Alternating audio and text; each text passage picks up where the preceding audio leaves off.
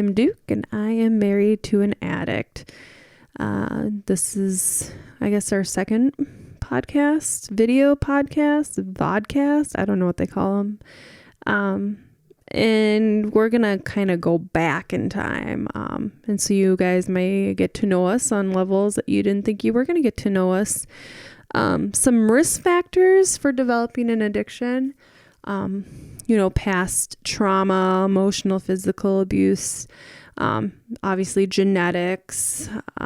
There's a list of different things, and I'm going to kind of go into some things I've gone through my life and into where I am today.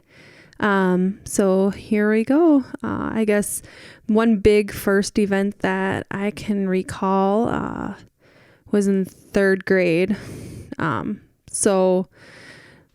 I was 8 years old, and it's hard because after you have children and they get to those ages, you think of how young you were when that happened to you. But when I was in third grade, my very good friend at the time molested me. And I didn't really quite understand what was going on. And I did tell my parents about it. And, you don't think a whole lot about it when it happens then. We obviously didn't really hang out after that anymore. But, you go on throughout your life with that person still in class with you, and you just kind of got to deal with it. And then probably a year after that, my parents had some issues happen. I'm not going to go into specifics about that. But they were going to get divorced, and I learned a lot of things that in fourth grade you should probably not know about your parents. And then my mom ended up getting hospitalized. She had some type of accident happen, and she was hospitalized, and it was very traumatic seeing your mom in the hospital. And there were times where we weren't sure she was going to make it. She had some broken ribs, a punctured lung, and that was very scary. And my parents ended up working things out and staying together during that time. But I do remember I can vividly remember seeing my mom in the hospital. I can still it's so weird when you go through types of traumas, you can still smell things. And granted, I work in the hospital now, but back then, growing up, I could still smell the hospital, after experiencing my mom being there. And then, I'm going to say this is trauma, but fifth grade, I was bullied pretty bad. I was heavy set. I've always had thick thighs and a big butt. And back in the day, that wasn't cool. Now it is.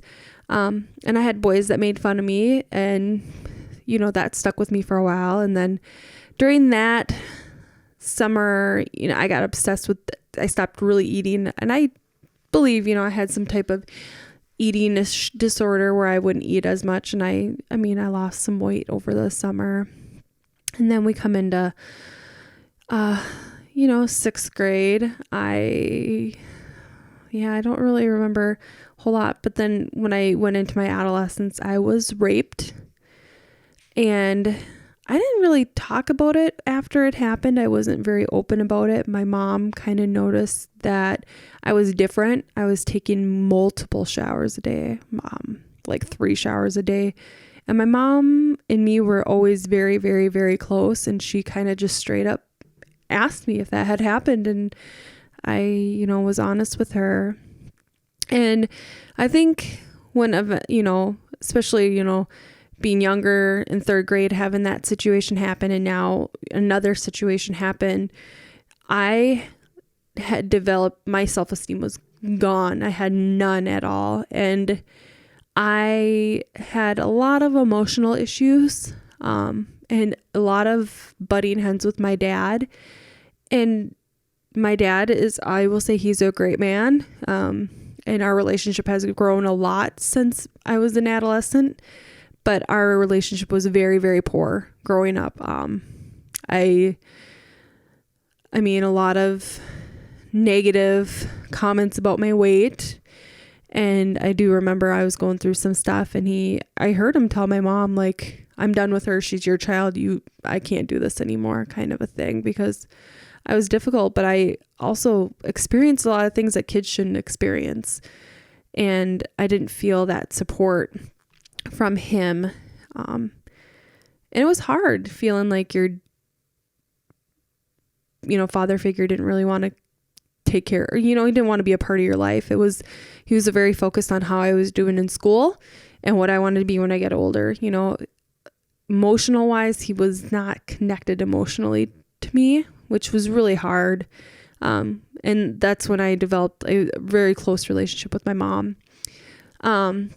So not having a father figure in my life kind of caused some issues where I would try and replace that with males. And, I would get in relationships really quick, fall in love really quick, not maybe fall in love real quick, but the relationships. And I felt like I needed to constantly get this, like sort of attention from a male figure to replace what I wasn't getting at home. And I know that now as an adult. Obviously, when you're an adolescent, you don't realize that's what you're doing. And then I did struggle a lot from depression, major depression and anxiety, multiple overdoses. Some people didn't even know about. One, I was hospitalized once, which I don't talk a lot about because, and maybe I've talked about it on our podcast previously, but working in mental health yourself, I don't know if I feel like I'm a liar because I've been hospitalized and now I'm working with people who are being hospitalized. But I was hospitalized and my mom was the only one that came to visit me. Granted, my brothers were younger, but my dad didn't. And I remember coming home after I was hospitalized and, I thought my dad would be like, okay, now I know you've been struggling. You have these things that you play in your head. Like maybe my dad will finally notice, like I've been really struggling with things that have happened in my life. And, the first thing he said to me was, did you learn your lesson? And that has really stuck with me for a really long time. Even now, I think, yeah, I would hate to say that was the last time my mental health was bad, but, later on I had a pretty severe overdose and I didn't tell anybody. I didn't tell I don't know if my mom knew. We don't really talk about it. But my friends kind of caught wind and I did go to the ER, had to be treated for that. And, that was, pretty traumatic there too. I wasn't hospitalized after that. And I did see therapists for a while. And, I had one therapist tell me that, she told my mom, like, she's hanging on a string and I'm surprised she's still here. Like, wow, why is she still alive after all the stuff she's gone through, with, my dad, my past, my, sexual assaults, stuff like that. And obviously, and then my mom sent me to a new therapist and me and him didn't get along. And I just kind of learned to cope with things. And I think at that time, I started my big escape with coping with those kind of things, especially in my adolescence, and lots of heartbreak and trauma and all that was, I really escaped into music. My big thing was music helped me through a lot. I'm all about therapists because they helped me later on in life, but listening to music was my big escape. I listened to a lot of emo music. And I still listen to the same music now, but The Used was a big one that got me through a lot of my hard times. I would just sit and listen to them, and Taking Back Sunday and Census Fail and Seosin and all those bands. I even have The Taste of Ink tattooed on me because that was the song. And even now I listen to it and it just puts me in a better place. You can take music and kind of work it into your life and make it make sense to you at the time. And even now it's like, it makes sense to me, even listen to the music now. So that really got me through my adolescence. And then, even my early adulthood, me and Chris met, and our relationship, to be honest, has not been perfect. Even very much in the beginning, we were very off and on, and I'm not going to get into specifics about that, but he's a great husband, terrible boyfriend. But we very quickly into our relationship, we got pregnant and we lost that baby. And that was very hard to deal with. I didn't know how to deal with it because during the time we bounced around like what we would do. We are very open-minded and we talked about everything. Like if we kept the baby, if we had an abortion, if we did adoption. So we toyed with everything and thought about it a lot. And then that happened. So it was very hard to deal with that because you don't know, like we were thinking about other things so that was hard to deal with. Now it's been, things like that I've dealt with. And then me and my dad's relationship wasn't very good when me and Chris first got married either. Obviously your daughters get married at 19 and he didn't understand it. And I don't know if I would if Landon or Layla told me they wanted to get married at 19 either. And then there was a period where me and Chris were separated when we were 21 and we were going to get divorced. And that was really hard because he became my whole life for that period of time. Like I got married young. I had all these expectations and now I'm getting divorced at 21 and I moved home and I had to completely change my life. And then things happened. We worked things out and, we both talk about how lucky we are now. And, I got pregnant with Landon shortly after we worked things out and, another, being told by my dad at that time that, I was throwing my life away and I would never amount to anything. I was in school to be a nurse and now I got pregnant and that basically feeling like I was a complete loser. And I used that as complete motivation to continue on, obviously. And I am a nurse. I have a master's degree. I got my bachelor's degree, master's degree. I have 2 associate degrees. And I really used all that negativity I felt to prove to him that I am going to amount to something. And so every degree I got, it was just like yep, here you go, and I always joke that I got a master's degree to have a higher degree than him because he's got a bachelor's degree. But it always felt like my whole life I've tried, I've heard negative things from him and tried to prove him wrong. And now it doesn't affect me as much as an adult and our relationship is a lot better. We have not talked about things that we have gone through or events with my dad, with him because, I guess he's one of those people that there's no point in talking about it. So yeah, lots of, you think back and situations I've gone through in my life, you would think that I would be on the other side of this podcast talking about how I'm the addict. Because I have a lot of risk factors. I saw addiction in different ways growing up. I experienced significant trauma. Genetic wise, I should be on the other side of this podcast. And, I think about it a lot. And so I'm going to share some things with people. If you have gone through some hard things in your life or traumas and you also don't have an addiction, like things that kind of helped me to kind of stay away.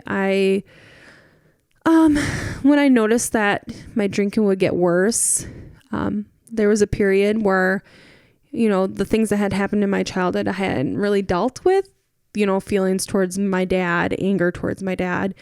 There was, like I said in the previous podcast, I was drinking a lot more and embarrassing enough, I got naked in someone's hot tub, a friend's hot tub. All of us ladies did. And that was a point where Chris was just like, this has got to stop. And he's like, you need to change something. And without question, I started going to therapy. And I think everyone should have a therapist, honestly. And it's hard. I had very negative thoughts about therapists because of the one before who basically said, why are you still here?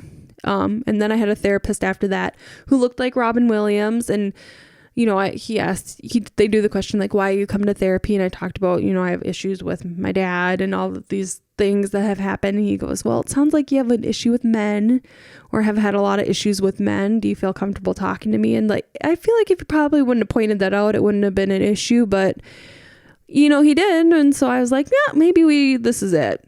And I kind of gave up on therapy. So I went into therapy knowing that there are good therapists out there. At this time, I was working at a mental health hospital. So I knew of there's good therapists out there. So I figured I'd give it a try. And I met a fantastic therapist. She was amazing, where I walked in and just said, vomited my life, kind of like I am to you guys, with a little more specifics. And she really guided me. I mean, it was an amazing transformation. I knew I was using alcohol to not feel things that I had felt from my past. Because, you know, when you go through things as a child, you can push things down for so long. And I think what really pulled these emotions back out and these negative feelings and this anger and the sadness back out of me is being a mom myself, you know, wanting to protect my children from anything that I had gone through. You know, you want your kids to have a better life than you had. And I think the older the kids got, the harder it got for me, wanting to protect them and then being angry about things I had gone through. So I don't want to cry again on this podcast, not this one. So I think that the drinking was my way of coping, and it wasn't every day, not a lot, but when I would binge to the point of blackout, not really doing things that I should be doing, you know, that getting naked in someone's hot tub.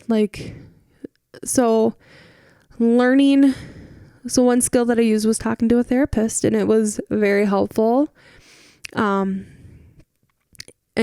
you know, that's one way I kind of strayed and worked through not developing an addiction. And then, you know, again, kids get older. I think it got harder the closer Layla's gotten to when I was first molested, like seeing her age and knowing I was that young when it happened. Like, how can that happen? And I, you know, coping and dealing with what have happened, I don't blame the person that did it. I mean, I don't know what was happening in their life. And I think I do a lot of that where I try to put myself in other people's shoes. But then, yeah, I was having periods where I would drink a little more, you know, we'd have people over, drink a little more. And then I got really into taking care of my body, you know, working out, trying to work out every day. I felt so low about myself, very depressed again, anxious. My self-esteem was garbage. And so, you know, that became another skill I used, and it would kind of stray me away from drinking a lot more because I was wanting to, you know, I can't exercise if I'm under the influence of alcohol. So that became my excuse not to drink as much. And then kind of seeing Chris kind of whirl, you know, him increasing his drinking kind of deterred me from drinking as well. And, you know, knowing what I know as a mandated reporter and a nurse, you know, you can't have people completely unable to take care of their children. So I needed to make sure I was there for the kids and taking care of them. So those are a couple things. And music. I mean, music's been a big thing, and I guess I don't surround myself a lot with people that use a lot of substances, at least try not to. I mean, we have friends that drink, but not excessive amounts and stuff like that. I have some friends that don't drink at all. So trying to surround yourself with good people is another way I've kind of strayed away from developing an addiction, because again, I should be one of the people with one based on my risk factors, and I'm not. But on the other hand, I am married to someone, so that is a risk factor in itself. What else? I guess that's my childhood story. And again, I guess I haven't really talked openly about all those kind of things, but it's been a journey, and, you know, I think it's going to continue to be a journey, and I'm probably going to constantly be, you know, trying to avoid developing an addiction myself by using different skills. And I hope that with Chris's journey now and seeing everything that he's gone through, that will also kind of help me as well and keep me in a different path. but knowing yourself, I think a big thing is knowing who you are and knowing what can trigger you. And even now, years and years of, I did therapy for a year, and, I've been on this health kind of journey for the last year and a half, identifying when I'm starting to go down that track again. But now with Chris being sober, I am also sober. I think what's important, and this might not be for everybody, and I'm no expert, but I think it's helpful to have someone else in the home who is sober with you. I don't think I could be supportive and have a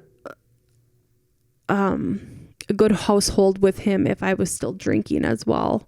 I think that would be very hard, and to be supportive, and knowing myself, knowing that I have these risk factors, and if I start drinking here by myself while my husband's in recovery, it's not going to be good for either of us. So I think a lot of people want to know that question. I guess no one's really asked us, but if I have been able to, if I plan to stay sober, and I've been sober longer actually than Chris has. I quit a couple weeks before everything went down. So I think I'm learning more about myself too.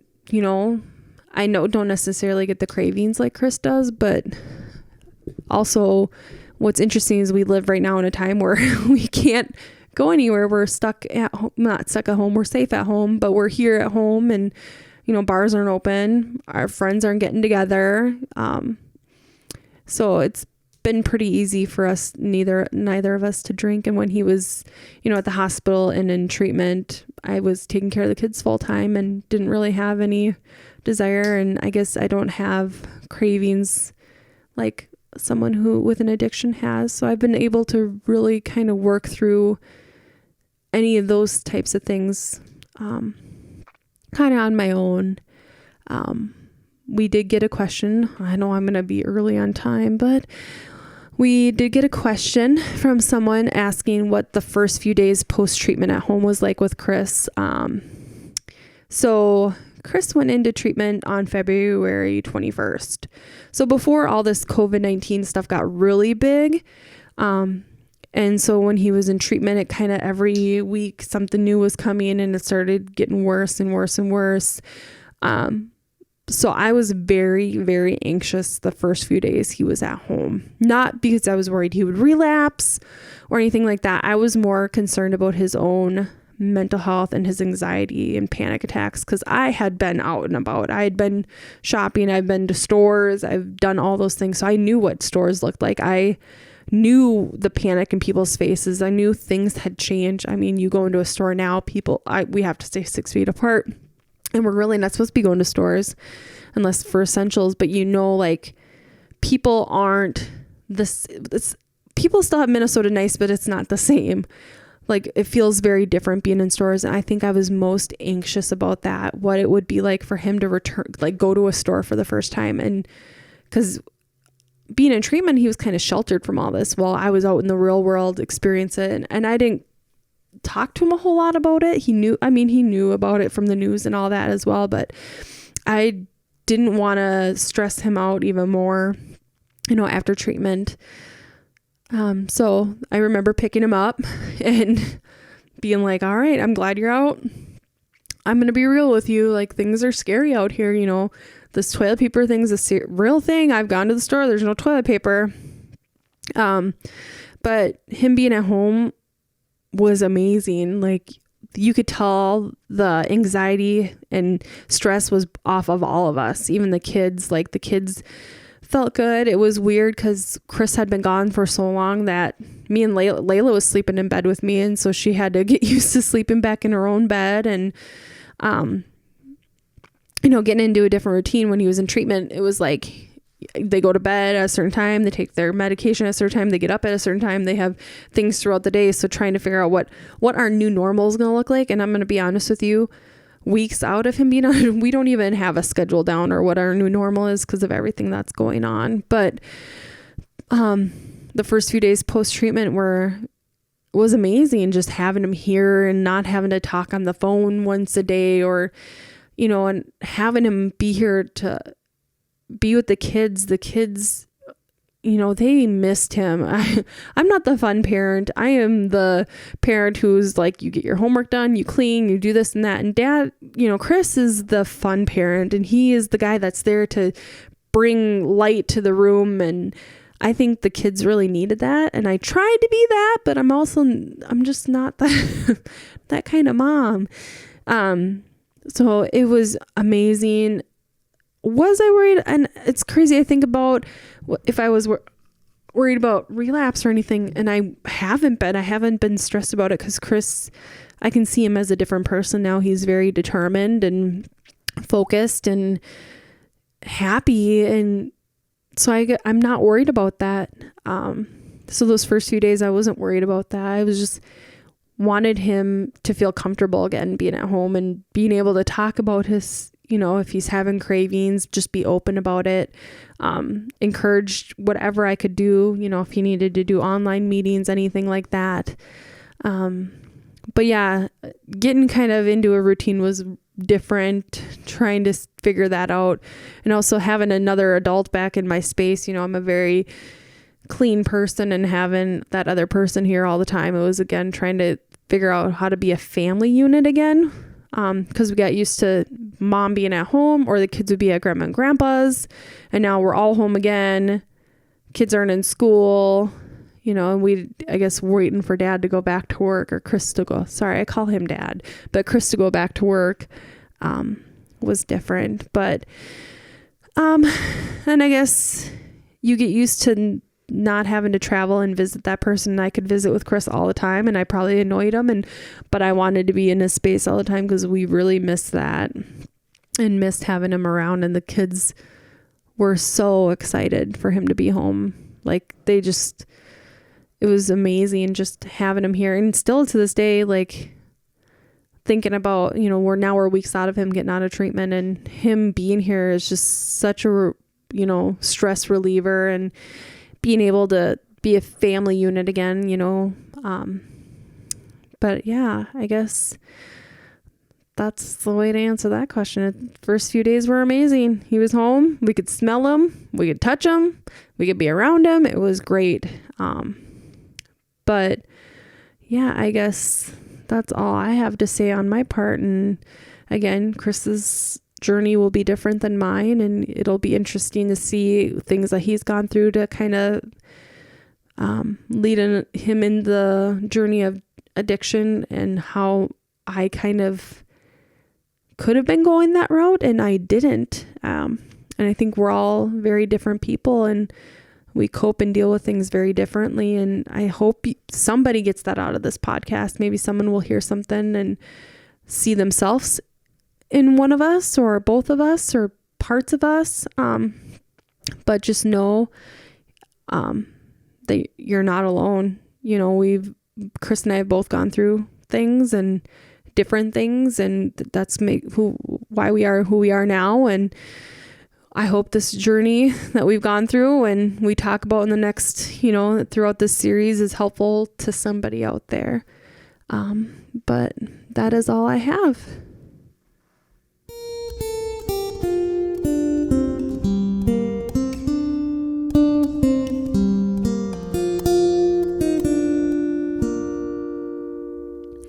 Hi, my name's Chris. I'm an addict, alcoholic, addict, however you want to put that.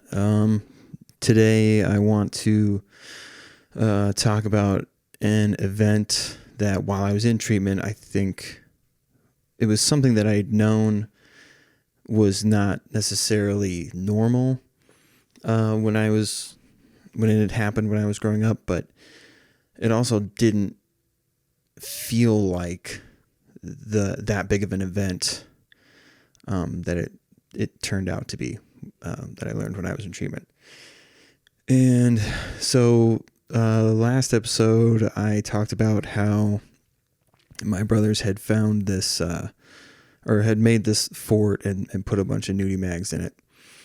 And that sounds like fairly innocent enough as it is when I was 6 years old.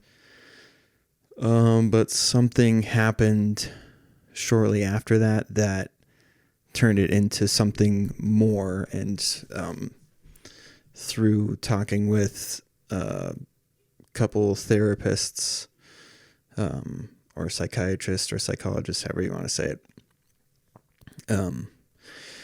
which is that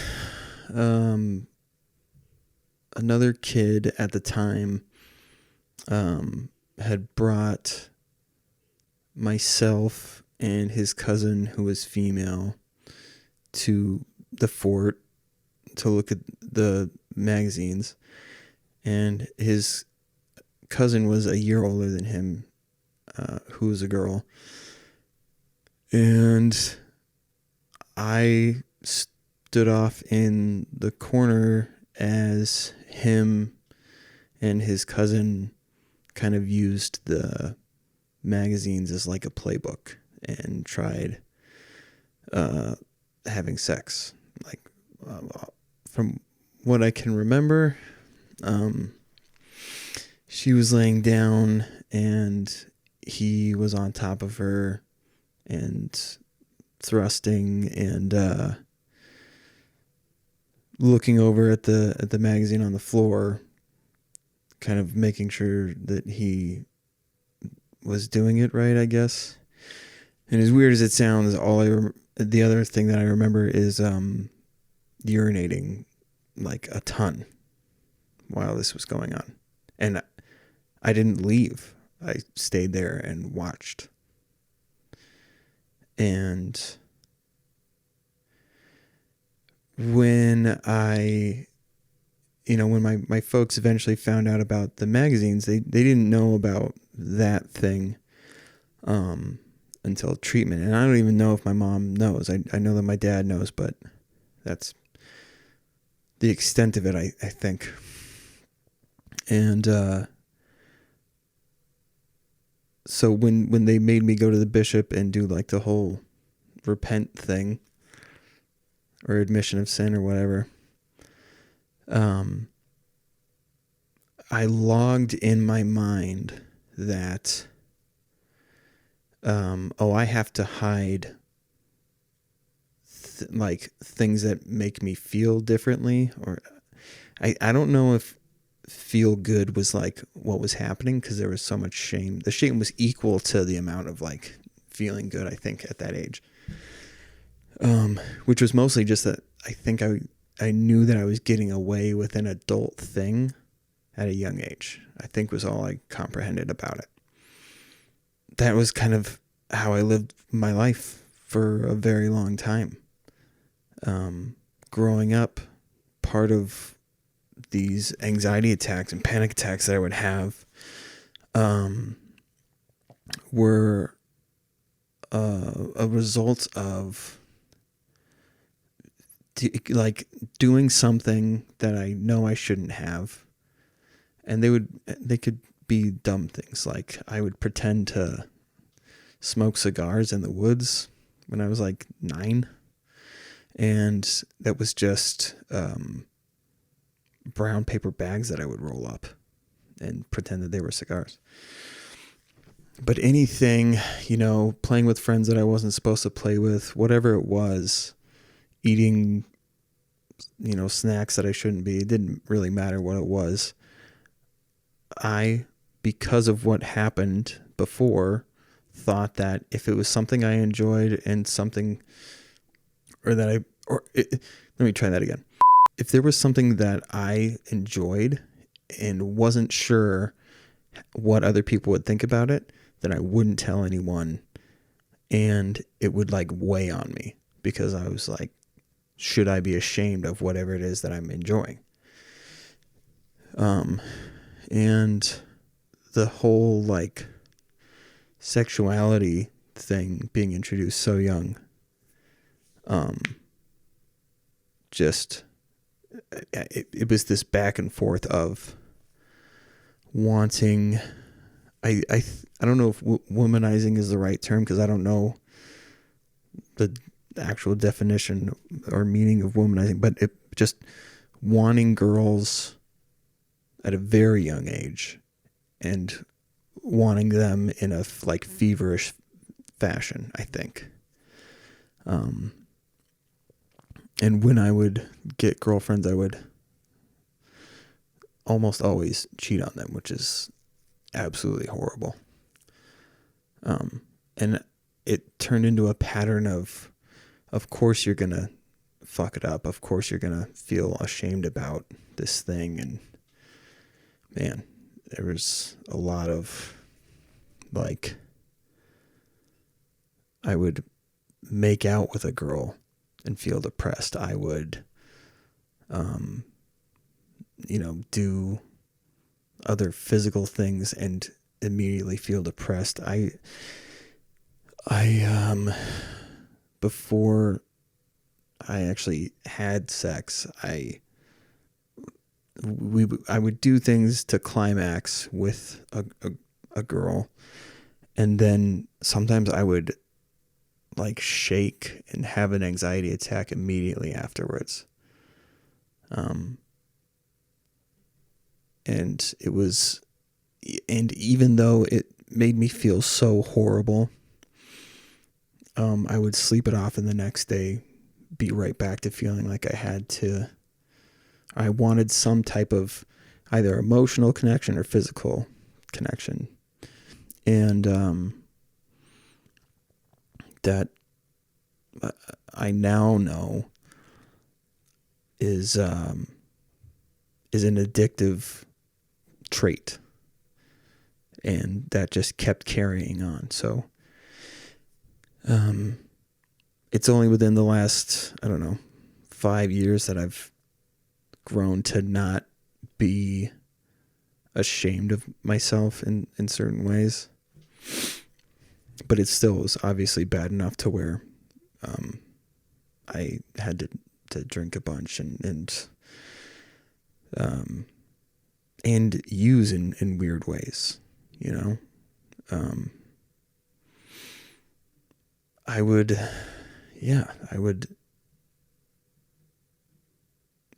God, this sucks. I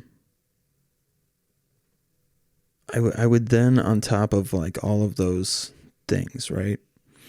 All of those bad, or what I perceived to be bad things, go to people, and because I was a part of a very religious family and still held the belief that, you do have to repent for these certain things, otherwise you're fucked.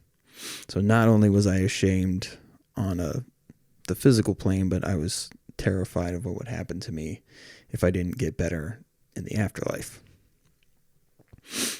So it was just this very tumultuous pattern that just kept repeating itself.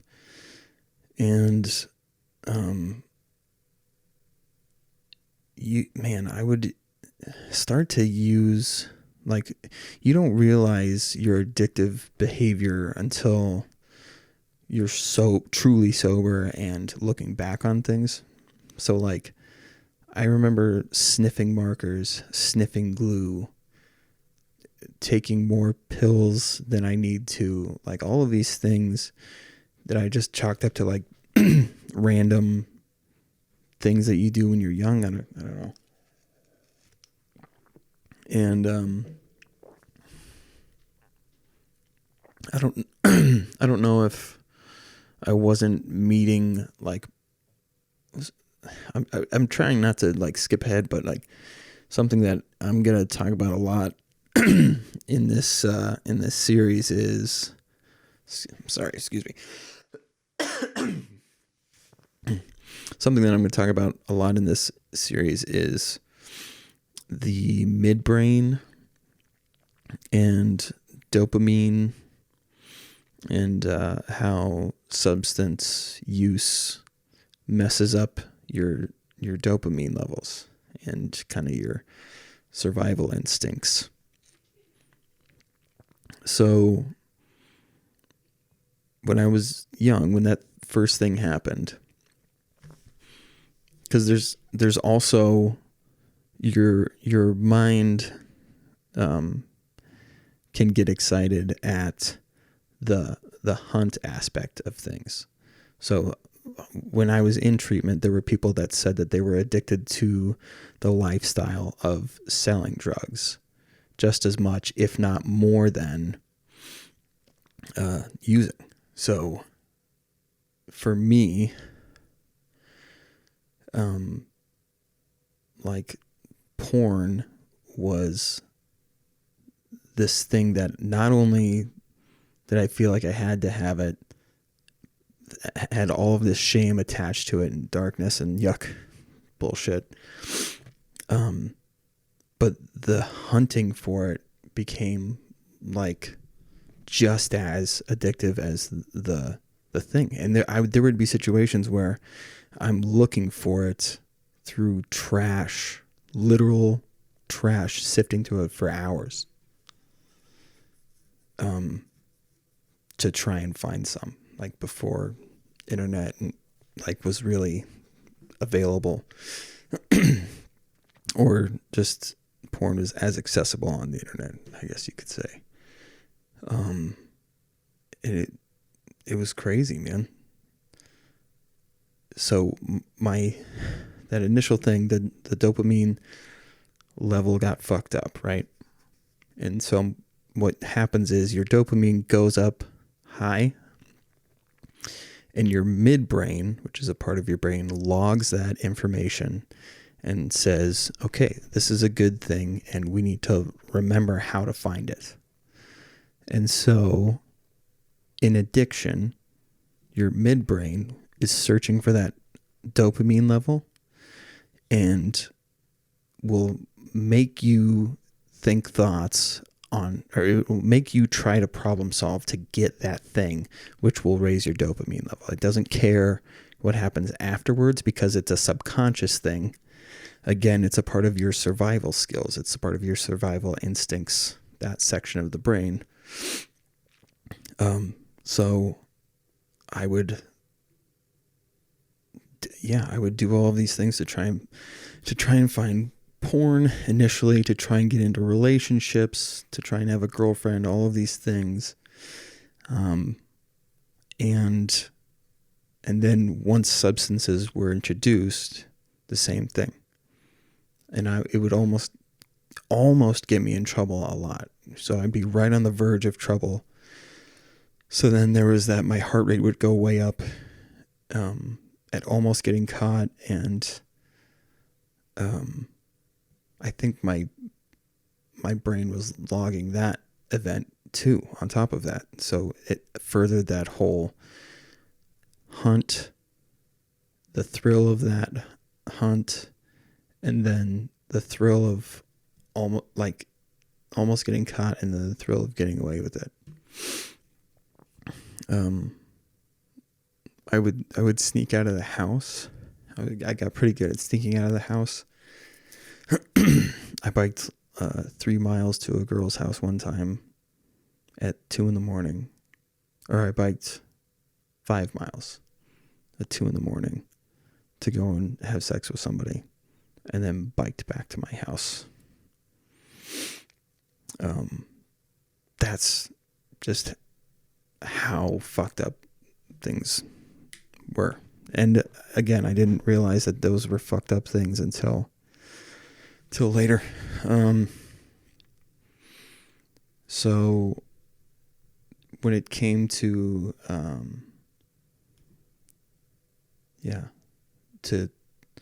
sorry, I know I'm jumping all over the place. I might have to edit a little more. The reason I'm kind of jumping around and why this is kind of tough to think about is because I'm still learning this stuff as we're going along. This pattern of behavior, to sum it up, started when I was 6. And most people aren't introduced to that intense of activities or material until later on in life. And because it was introduced to me young, that set me up to be like predisposed or at higher risk for addiction, on top of genetically having severe alcoholism on both sides of my family, I didn't know that it was going to be so much harder for me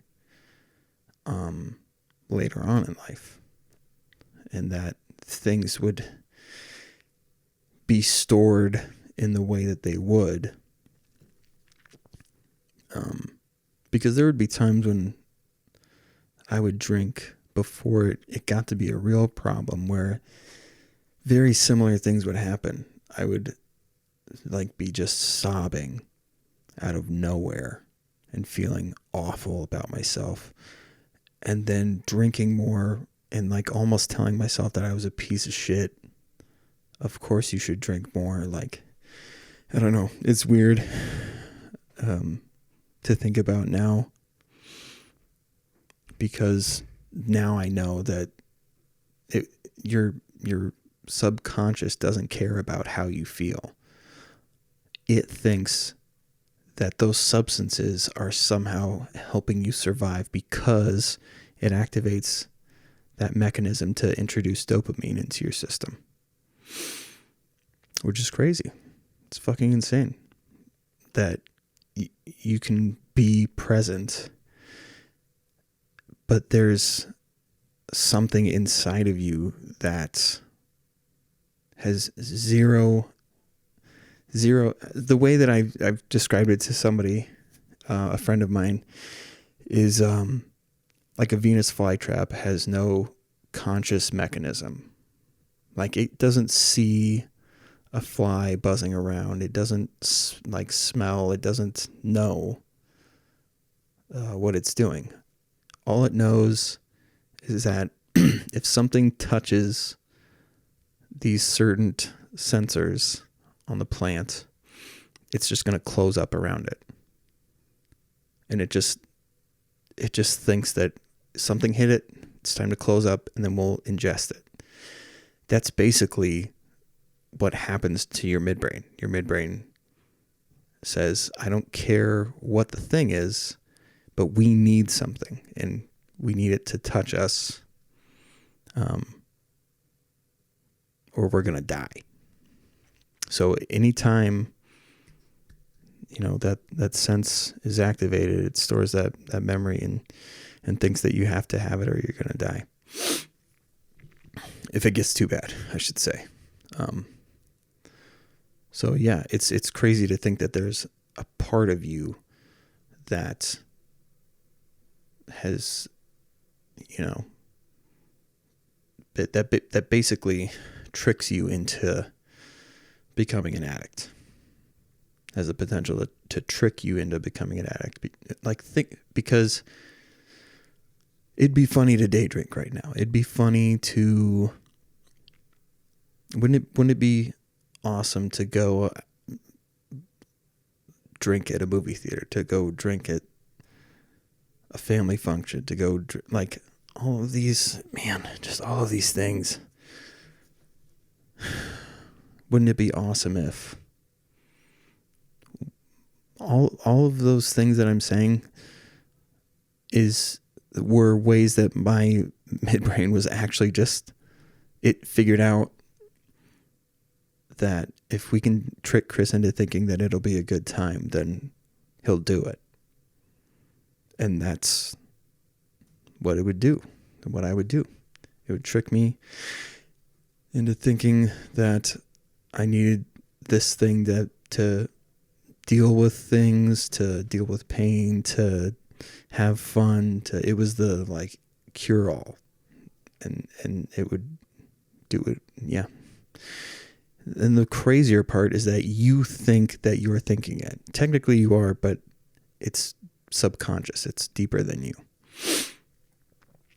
So I wanted to talk about that today, as to how that train started when I was 6 years old. And I hate, I don't want them to feel like excuses, because really they're not excuses, they're answers as to why I felt so ashamed and why I felt like I wasn't good enough and why I felt like I had to have something to make me feel better. And yeah, that's just a crazy thing going on in my head. So I still get scatterbrained, and I apologize. I'll try to edit this so it doesn't sound so crazy. So what I do now, like when I have cravings now, I can separate myself from that thing. It looks like an external thing.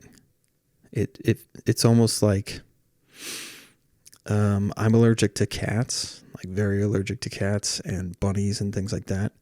And so it feels like that. Like I see a cat and I go, oh, if I go and play with that thing, I'm going to have an allergic reaction. It's actually a solid metaphor for what addiction is, because some people call it an allergic disease. But that's what it looks like now. When it feels like I know something is tricking me, and that midbrain has what it thinks to be the best of intentions, but it actually destroys everything around me.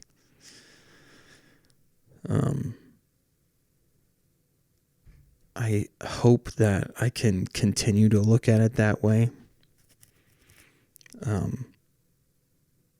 Because you can get complacent in recovery, and that can make things seem like everything's fine, and then the next thing you know, you're relapsing, and you can kind of relapse before even using. There's people that talk about it in a way that you're just unaware and you forget that you're an addict. And so you're putting yourself in situations and developing patterns that are going to lead you to use. So there's like a pre-relapse, I guess you could say, which is scary. Yeah, and I don't want to end up there.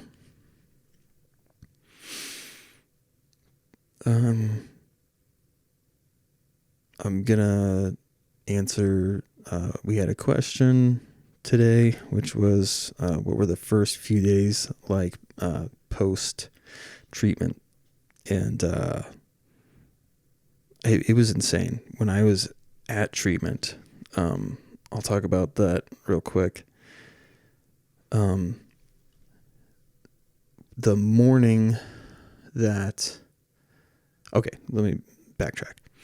So the week that I'm about to go home, I was due to go home on that Friday, and we woke up Wednesday morning, and we had to get up at 6:30 in the morning, and then we had like meditation and all these things. There's morning meditation, there's a group, and there's lecture. And we had just come back from lecture, and all of the counselors for our unit had kind of like stormed in through our post-lecture discussion that we're supposed to have. And they just dropped the bomb on us that they were not going to allow any visitors to come because the coronavirus had started to get really bad, and they were not able to, like, they were not comfortable with trying to monitor people coming in and trying to keep people safe. They were also very unsure as to what else was going to be changing, and it was, caused a lot of panic in a lot of people. So myself and 3 other individuals ended up leaving. 3 of us left that day, and then the next one left the next day. So 4 people were like, we're going to bounce. And luckily for me, like, I was only a couple days out. The same case for another guy. The other dude still had a week that he should have been there longer, but and then the other guy only had a couple of days. But so as soon as that happened, Kim getting there, like everything was just panic mode as far as like everything was just kind of panic mode because of what was going on around. Like the coronavirus was just spreading like crazy. Nobody's jobs had been shut down quite yet, but they were on the verge of it happening. My work had even talked about having us work from home, but they were unsure as to whether they'd have that capability or not. And then boom, that next week, I couldn't even get into work because I couldn't get into a doctor's appointment because you weren't supposed to go into clinics and facilities and stuff. So they were trying to do video visits, and they had the capability, but they hadn't used it before. So it took 2 days to get a doctor's note and of contact, like of communicating. I mean, communicating with my doctor, communicating with nurses, 2 days of communication to get one note that would say, okay, you can go to work. And I went to work for 1 day, and then boom, the next day I was at home or working from home. So the couple of days after getting back from treatment, it was nice. It was great to be at home with my family, but everything was just being flipped on its head. And Kim works at a hospital,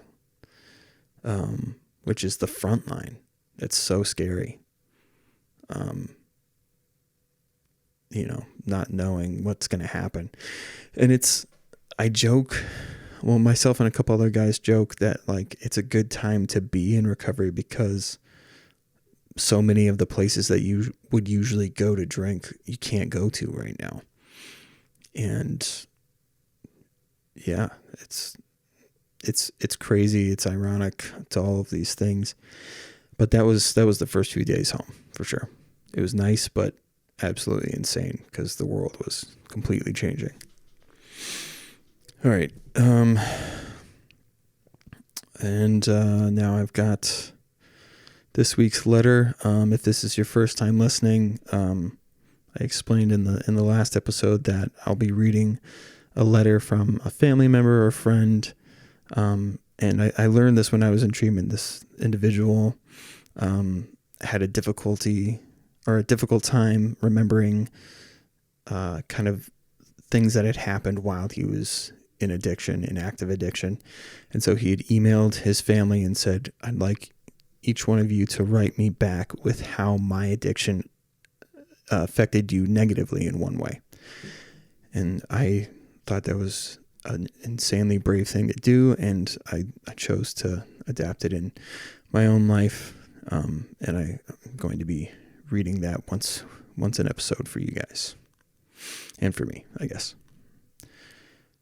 Chris, of course your drinking negatively impacted me, but probably not in the way you might think. I believe alcohol helped create separation between us. Think about any time that you wanted to get with friends to drink. I obviously was not at the top of your list of people to hang out with in that scenario. And when alcohol became central in your leisure time, that kind of excluded me from getting a call asking if I wanted to get together to hang out. Now I know that's a two-way street, but I'm a hermit and I don't ask people to come over because then I'd have to clean my house. But my point is, alcohol acted as a wedge. It started prying at the cracks slowly, but then quickly divided us. I want you to know, though, that I feel terrible for allowing us to become driven apart without making a stronger effort to be not only a good brother, but a real friend to you. Someone you feel you can call for any reason. I respect you very much and have always been very proud of the person that you are. A values-driven person willing to stand up for what you believe is right, even if that meant defending rollerblading. I say that somewhat facetiously, And even though I tease about it, I've always admired that you never let any amount of teasing deter you from doing it. It truly represents what strong character you have to go against the grain in pursuit of what is important to you. That is a rare and valuable trait. I've seen you demonstrate this in many, much more important ways besides rollerblading. That's just the earliest example I can think of, and shows that you've been that person for as long as I can remember. I'm here for you on this journey to do the next right thing. I might even go as far as getting a matching tattoo with you to prove it. Love you. That's from my brother. I like that he added the do the next right thing saying, because that's something that we learned in treatment, that things can be very unfamiliar when you're in treatment for a lot of people, especially if you haven't been to like college. I think is the only example I can think of. It's very, very strange and unfamiliar. And so a saying that they have is, all you can do is the next right thing. So if you have that mentality going into life, or going into each day, I should say, all you can do is the next right thing, it generally leads you on the best path and the safest path as well. I guess I didn't think about drinking being the reason that I didn't hang out with that specific brother, but it kind of makes sense. That's a weird one. I hadn't thought about that, but yeah, it does make sense actually. Because I think I would feel judged and judgment from him if he knew I was drinking. Yeah, that's, yeah. I don't know what else to say about that, but I hope that I can begin to make amends with that individual by spending more time with them and their family, and not letting, shit like that get in the way of maintaining the connection that family should have. That is something that's important to me, and something that I definitely stopped giving a shit about, kind of like at the peak of my addiction. I really started to not give a fuck about having connections with my family. I made excuses all the time about it. So, yeah, hope I can continue to do the next right thing and do better. Each episode we're going to try and have people, or if you have a question for us, and want us to answer it during the show, you can email duckduckgrayduke at gmail.com, and we won't say your name. We'll just read it like we did this question, and it can be about anything: addiction, family, whatever. As always, thank you for listening. Please subscribe. Tell your friends to subscribe. Share it if you think it helps. It's something that I hope helps Kim and I, and we hope that will help others as well. And with that, I will pass.